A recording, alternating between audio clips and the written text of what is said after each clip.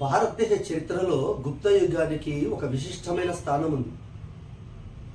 చరిత్రలో గుప్త యుగాన్ని స్వర్ణయుగము అంటారు. ఎందుకంటారు అంటే విశాలమైన రాజ్య స్థాపన జరిగింది ఇక్కడ. అంతేకాదు శాంతి భద్రతలు బాగున్నాయి, ఆర్థిక పరిస్థితి చాలా మెరుగ్గా ఉంది, పెద్ద మొత్తంలో బంగారు నాణ్యాలు ముద్రించబడినాయి, మత సహనం వెల్లివిరిసింది. హిందూ మతం అభివృద్ధి చెందుండొచ్చు, కానీ జైన బౌద్ధ మతాల పట్ల మత సహనాన్ని అవలంబించారు. సాహిత్యము వికసించింది, విజ్ఞాన శాస్త్రాలు అభివృద్ధి చెందాయి, గణితము, ఖగోళము, వైద్యము వంటి శాస్త్రాల అభివృద్ధి జరిగింది. కళలు అనగా శిల్పము, చిత్రము, సంగీతము వంటివి అభివృద్ధి చెందాయి. లోహ పరిజ్ఞానం అభివృద్ధి చెందింది, దేవాలయాల నిర్మాణం జరిగింది. కాబట్టి గుప్తుల కాలాన్ని చాలామంది చరిత్రకారులు స్వర్ణయుగంగా భావిస్తారు. మరి ఈ గుప్తుల రాజకీయ చరిత్ర ఎలా ప్రారంభమయ్యింది ముందుగా తెలుసుకుందాం. గుప్త యుగానికి మూల పురుషుడు శ్రీగుప్తుడు అంటారు. గుర్తుంచుకోండి, గుప్త యుగానికి మూల పురుషుడు శ్రీగుప్తుడు. శాతవాహన రాజ్య స్థాపకుడు శ్రీముఖుడు.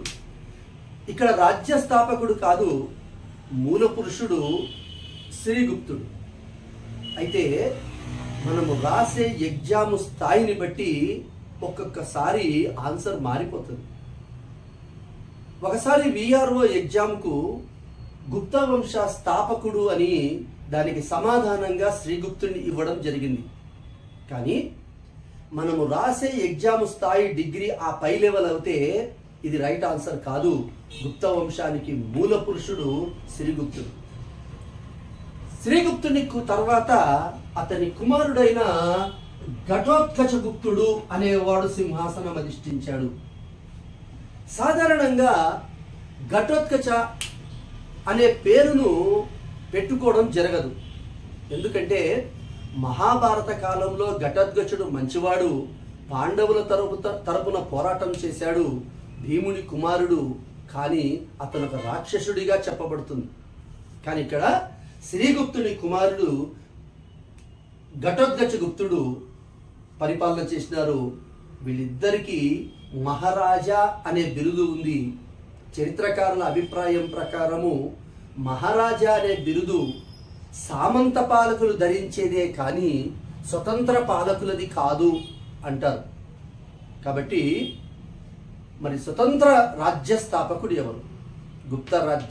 గుప్తుల స్వతంత్ర రాజ్యాన్ని స్థాపించింది ఎవరు అనే ప్రశ్నకు సమాధానం ఏమి అంటే మొదటి చంద్రగుప్తుడు. మొదటి చంద్రగుప్తుడు ఎవరు అంటే గుప్త రాజ్య స్థాపకుడు ఘటోత్కచగుప్తుని యొక్క కుమారుడు. ఇతను 319లో సింహాసనం అధిష్ఠించినాడు. సిఈ కామన్ ఎరా 319లో చంద్రగుప్తుడు, మొదటి చంద్రగుప్తుడు సింహాసనాన్ని అధిష్ఠించాడు. చంద్రగుప్త మౌర్యుడు మౌర్య రాజ్య స్థాపకుడు. మొదటి చంద్రగుప్తుడు స్వతంత్ర గుప్త రాజ్య స్థాపకుడు. గుర్తుంచుకోవాలి, కన్ఫ్యూజ్ కాకూడదు. 319 సిఈ కామన్ ఎరాలో సింహాసనం అధిష్ఠించిన మొదటి చంద్రగుప్తుడు 320లో గుప్త శకాన్ని ప్రారంభించాడు. 320 సిఈలో గుప్త శకం స్థాపించబడింది. స్థాపించిన వాడు ఎవరు? మొదటి చంద్రగుప్తుడు. మొదటి చంద్రగుప్తుడు లిచ్చవుల రాకుమార్తె కుమారదేవిని వివాహం చేసుకున్నాడు. లిచ్చవుల రాకుమార్తె కుమారదేవిని వివాహం చేసుకోవడం అనేది రాజకీయంగా గుప్తుల ప్రాబల్యం పెరిగింది అనే విషయాన్ని నిరూపిస్తుంది. వివాహ సంబంధాలు మీద ప్రశ్నలు వస్తున్నాయి ఇటీవల కాలంలో. మీరు ఎస్ఐ ఎగ్జామ్లో గమనించినట్లయితే త్రైకారో మహారథి కూతుర్ని వివాహం చేసుకున్న శాతవాహన రాజు గురించి అడిగినాడు ఒకసారి. చోళరాజు రాజరాజు కూతుర్ని వివాహం చేసుకున్న వేంగి చాళుక్య రాజు మీద ప్రశ్న వచ్చింది మనకు. కాబట్టి ఈ వివాహ సంబంధాల మీద ప్రశ్నలు వస్తున్నాయి, గమనించి వాటిని గుర్తుంచుకోవాలి. లిచ్చవుల రాకుమార్తె కుమారదేవిని చంద్రగుప్తుడు వివాహం చేసుకోవడము అనేది రాజకీయంగా ప్రాధాన్యత కలిగింది. ఎందుకు అంటే ఈ లిచ్చవులు అనేటువంటి వంశము ఇప్పటిది కాదు, చాలా ప్రాచీనమైనది.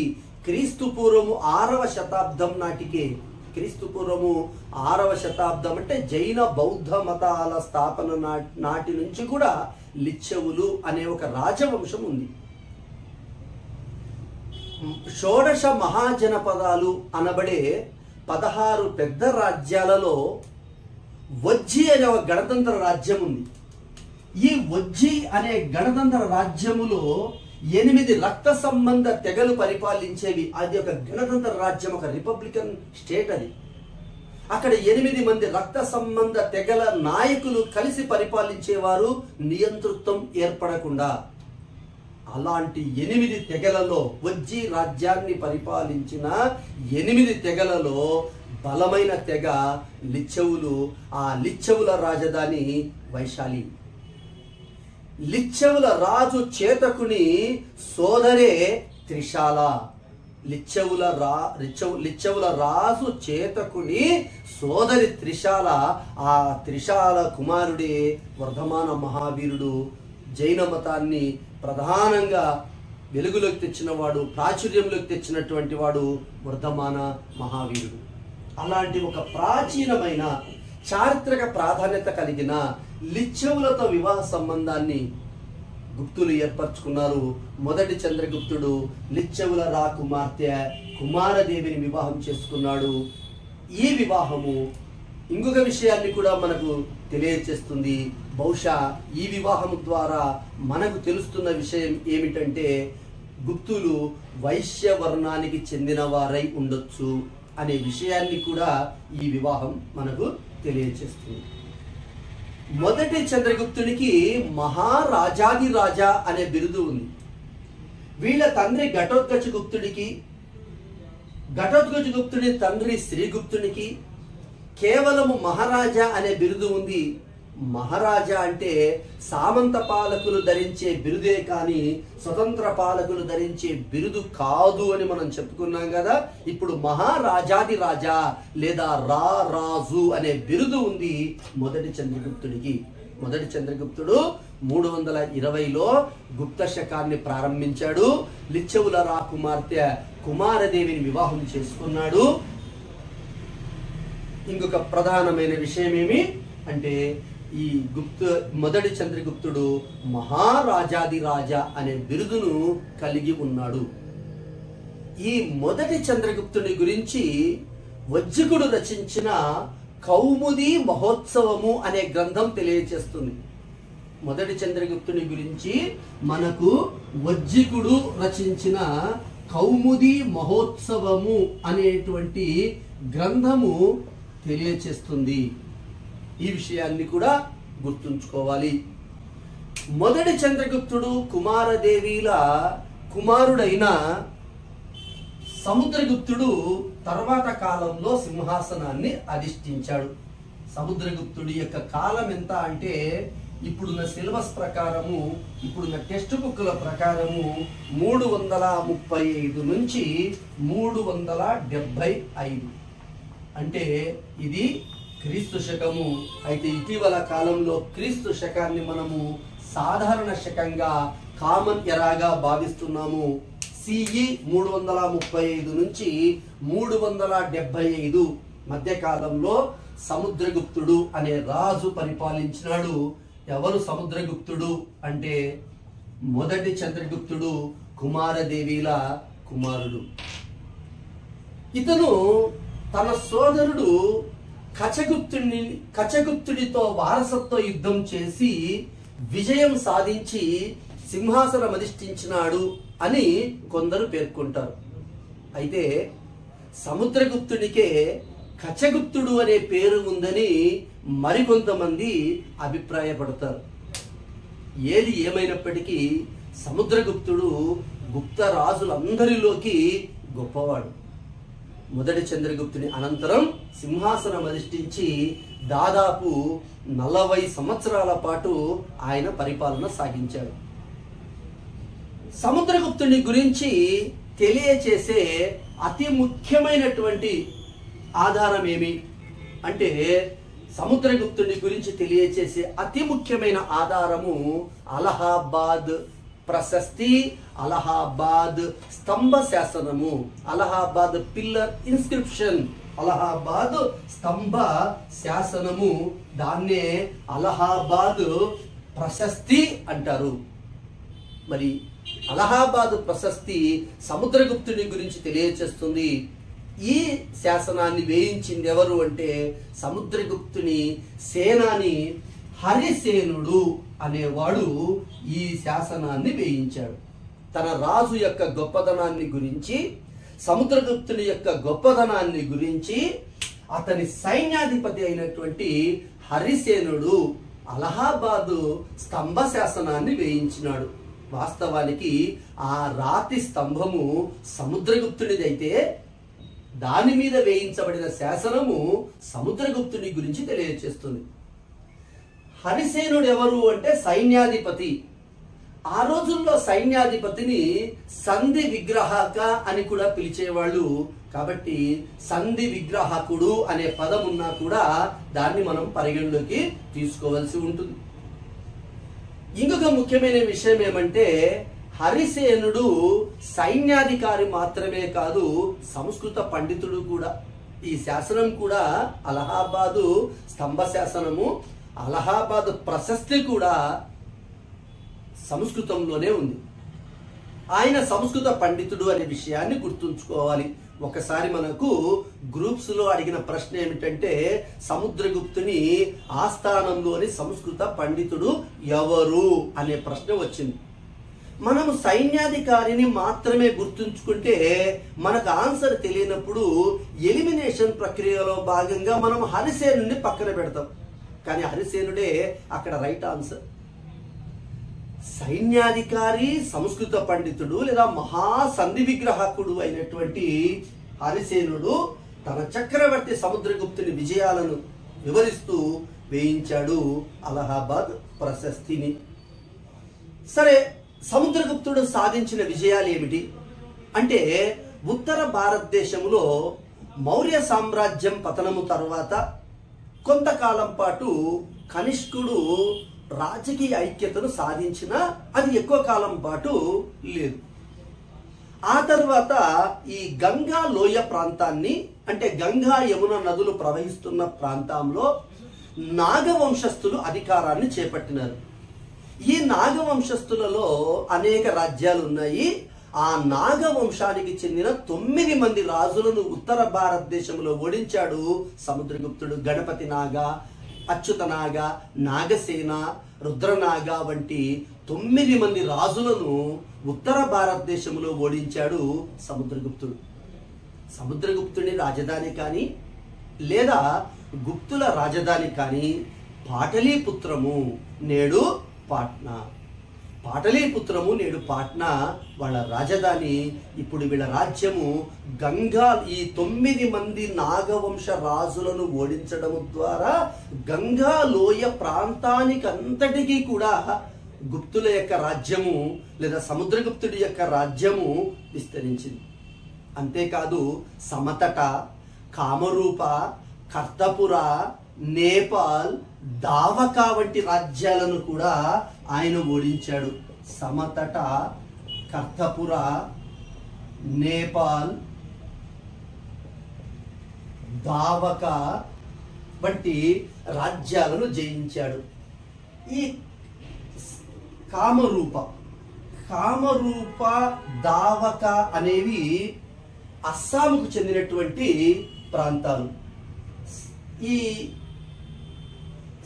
కర్తపుర అనేది కాశ్మీర్కు చెందినటువంటి ప్రాంతం. సమతట అనేది బెంగాల్కు చెందినటువంటి ప్రాంతం. తర్వాత నేపాల్. సమతట బెంగాల్కు చెందినటువంటి ప్రాంతము, కర్తపుర అనేది కాశ్మీర్కు చెందినటువంటి ప్రాంతము, నేపాల్తో పాటు దావక, కామరూప అనేవి అస్సాంకు చెందినటువంటి ప్రాంతాలు. ఆనాడు అస్సామును కామరూప అనే పేరుతో పిలిచేవాళ్ళు. వీటిని జయించాడు. వీళ్ళందరినీ కూడా ఈ రాజ్యాల పాలకులను సామంత రాజులుగా చేసుకున్నాడు. అంతేకాదు ఉత్తర భారతదేశాన్నంతటిని తన ఆధీనంలోకి తెచ్చుకున్నటువంటి సముద్రగుప్తుడు మధ్య భారతదేశంలో 18 ఆటవిక రాజ్యాలను జయించాడు. 18 ఆటవిక రాజ్యాలను జయించిన సముద్రగుప్తుడు పశ్చిమ భారతదేశంలో ఉన్నటువంటి కొన్ని గణరాజ్యాలను కూడా జయించినాడు. భారతదేశంలో గణరాజ్యాలను పూర్తిగా నిర్మూలించిన రాజవంశం ఏది అంటే గుప్తులే. 1700 సంవత్సరాలుగా 1500 ఇయర్స్గా కొనసాగుతూ ఉన్నటువంటి గణరాజ్యాలను గుప్తులు పూర్తిగా అంతమొందించారు. గణరాజ్యాలను అందులో సముద్రగుప్తుడు పశ్చిమ భారతదేశంలో ఉన్నటువంటి కొన్ని గణరాజ్యాలను అంతం చేశాడు. ఉత్తర భారతదేశాన్ని, మధ్య భారతదేశాన్ని తన ఆధీనంలోకి తెచ్చుకున్నటువంటి సముద్రగుప్తుడు తరువాత కాలంలో దక్షిణ భారతదేశాన్ని కూడా జయించాలి అనుకున్నాడు. నర్మదా నది నుండి కావేరీ నది వరకు, నర్మదా నది నుండి కావేరీ నది వరకు దక్షిణ భారతదేశంలో 12 రాజ్యాలను జయించినాడు సముద్రగుప్తుడు. 12 రాజ్యాలను. అందులో కోసల రాజ్యాన్ని పరిపాలిస్తున్న మహేంద్రుడు. ఈ కోసల రాజ్యము అంటే నేడు జార్ఖండ్ ప్రాంతంలో కొంత భాగం వస్తుంది, రాయపూర్ లాంటి ప్రాంతాలు. తర్వాత మహాకాంతార, ఒరిస్సా ప్రాంతానికి చెందినటువంటి మహాకాంతార రాజ్యాన్ని పరిపాలిస్తున్న వ్రాగ్యరాజును ఓడించినాడు. కోసల రాజు మహేంద్రుని ఓడించినాడు. మహాకాంతార రాజ్యాన్ని పరిపాలిస్తున్న వ్రాగ్యరాజును ఓడించాడు. అంతేకాదు యలమంచిలి, విశాఖ జిల్లా యలమంచిలి ప్రాంతాన్ని ఒకప్పుడు దేవరాష్ట్రము అని పిలిచేవాళ్ళు. ఆ దేవరాష్ట్రాన్ని పరిపాలిస్తున్న కుబేరనాగ అనే రాజును ఓడించాడు. పిఠాపురము ప్రాంతాన్ని, ఆ పిఠాపురం ప్రాంతాన్ని ఆనాడు కొత్తూరు రాజ్యంగా పేర్కొనేవాళ్ళు.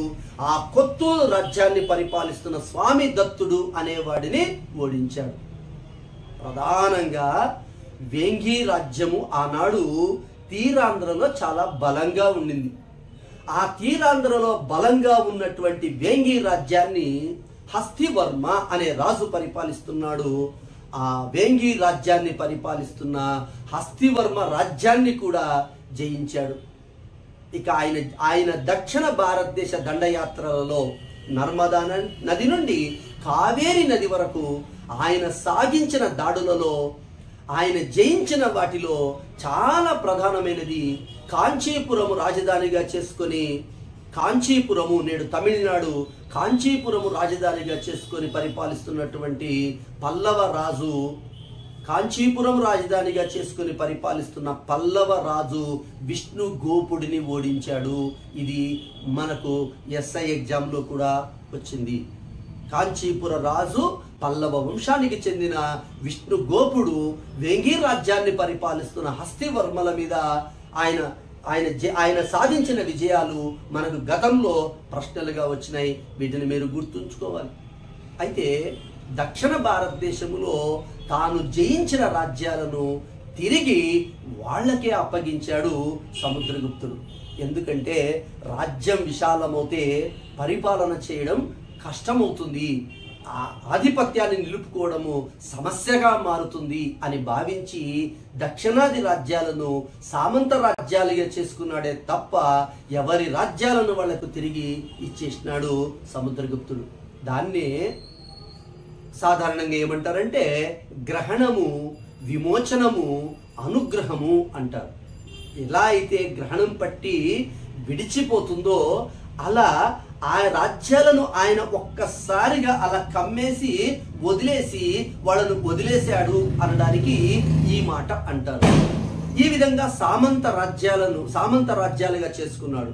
దీనికి ఇంకొక కారణం ఏమంటే సముద్రగుప్తుడి సైన్యాలు దక్షిణ భారతదేశ దండయాత్రలలో నిమగ్నమై ఉండగా ఉత్తర భారతదేశంలో వాకాటక రాజైన రుద్రసేనుడి నాయకత్వంలో కొంతమంది రాజులు ఉత్తర భారతదేశంలో తిరుగుబాటు చేశారు. కాబట్టి ఆయన చాలా తెలివైన వాడు, ముందుగానే గ్రహించాడు రాజ్యం పెద్దదవుతే తిరుగుబాట్లను అణచడంలోనే సమయం గడిచిపోతుంది అని.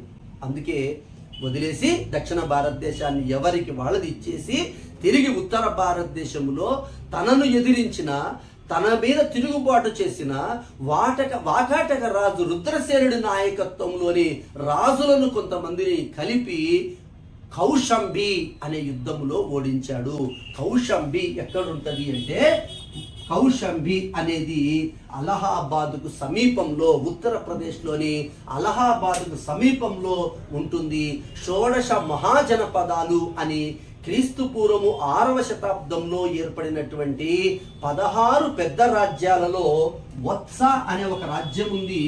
ఆ వత్స రాజ్యానికి ఒకప్పుడు కౌశంబి రాజధాని. అది అలహాబాద్ సమీపంలో ఉత్తర భారతదేశంలో ఉంటుంది. ఆ కౌశంబి యుద్ధంలో సముద్రగుప్తుడు వాకాటక రాజైన రుద్రసేనుడి నాయకత్వంలో తనను ఎదిరించిన రాజులను ఓడించి తన ఆధిపత్యాన్ని నిలుపుకున్నాడు.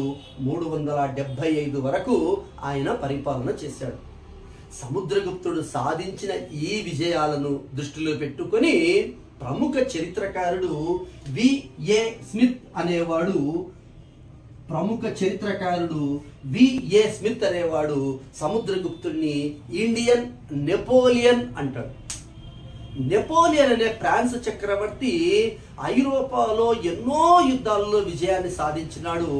ఆయనతో మన సముద్రగుప్తుడిని పోలుస్తూ విఏ స్మిత్ అన్నాడు ఆయనను ఇండియన్ నెపోలియన్ అని. అయితే సముద్రగుప్తుడు ధరించిన బిరుదు కాదది, ఆయనకు చరిత్రకారులు ఇచ్చిన బిరుదది.